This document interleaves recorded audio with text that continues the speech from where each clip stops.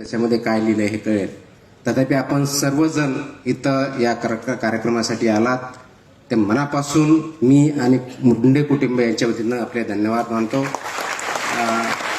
आपलं जे प्रेम आहे ते असंच चालू राहू द्या. माझ्या परीनं, आमच्या कुटुंबाच्या परीनं जेवढे प्रयत्न मला या लोकसेवेसाठी करता येतील तेवढे मी करत राहील. माझं फक्त 2 वाक्य आहेत की स्पर्धा परीक्षेमध्ये यश किंवा अपयश हे अंतिम नाही आहे. स्पर्धा परीक्षा किंवा पद हे फक्त माध्यम आहे आणि स्पर्धा परीक्षेची जो तयारी करतो तो कधीच फेल होत नाही, कधीच फेल होत नाही. त्याचं कारण असं आहे, स्पर्धा करताना ती दुसऱ्याची करायची नसते, स्वतःच्या आजची स्पर्धा करून उद्या आपल्यापेक्षा बेटर माणूस बनायचा असं त्यासाठी असतं.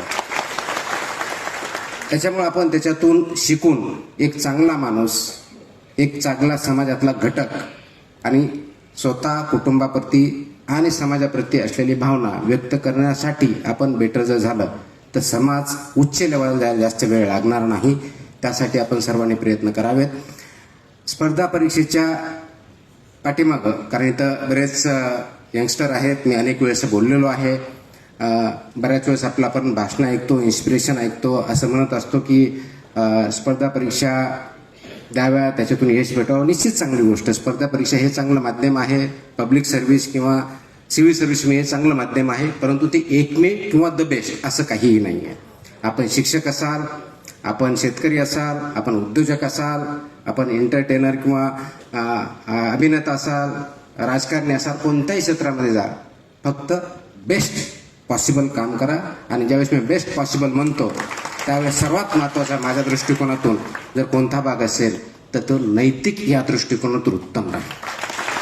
कारण नैतिकता आपल्या वागण्यात, आचरणात नसेल तर आपण आतून खोकला असतो, तो आतून खोकला होऊ नका.